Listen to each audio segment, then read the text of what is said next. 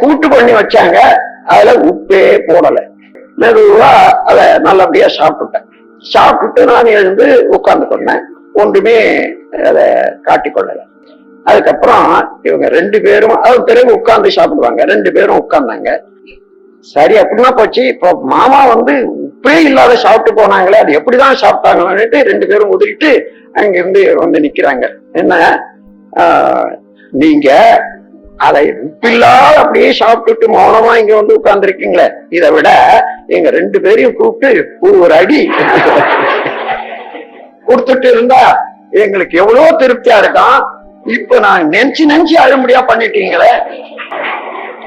இல்ல இல்ல, எனக்கு ஒரே ஒரு நாள் வாழ்க்கையில இந்த சந்தர்ப்பம் கிடைச்சது. இது வரைக்கும் நீங்க இந்த மாதிரி செய்ததே இல்லை, செய்யவும் இல்லை.